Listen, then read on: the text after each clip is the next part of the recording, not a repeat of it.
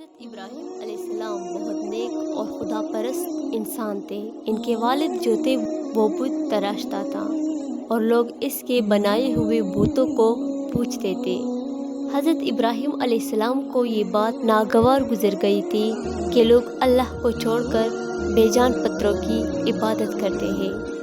ایک دن حضرت ابراہیم علیہ السلام نے اپنے والد اور قوم کو سمجھایا کہ وہ اللہ کو چھوڑ کر بتوں کی عبادت نہ کرے، کیونکہ بت کچھ نہیں کر سکتے، نہ سن سکتے ہیں، نہ دیکھ سکتے ہیں، نہ ہی کسی کو فائدہ پہنچا سکتے ہیں اور نہ ہی نقصان۔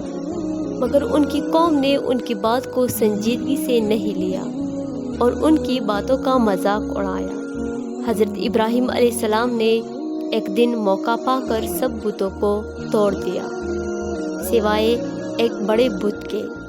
جب لوگ واپس آئے اور اپنے بتوں کو ٹوٹا ہوا پایا تو وہ بہت غصے میں آ گئے اور حضرت ابراہیم علیہ السلام کے پاس گئے۔ انہوں نے حضرت ابراہیم علیہ السلام سے پوچھا کہ بتوں کو کس نے توڑا؟ حضرت ابراہیم علیہ السلام نے جواب دیا کہ بڑے بت سے پوچھو، شاید اسی نے توڑے ہو۔ لوگوں نے کہا کہ بڑے بت سے کیسے پوچھے، وہ تو بول نہیں سکتا۔ حضرت ابراہیم علیہ السلام نے کہا کہ جب یہ بڑے بت بول نہیں سکتے تو تم کیوں ان کی عبادت کرتے ہو؟ یہ بات سن کر لوگ شرمندہ ہوئے، لیکن پھر بھی اپنے غلط راستے سے باز نہ آئے۔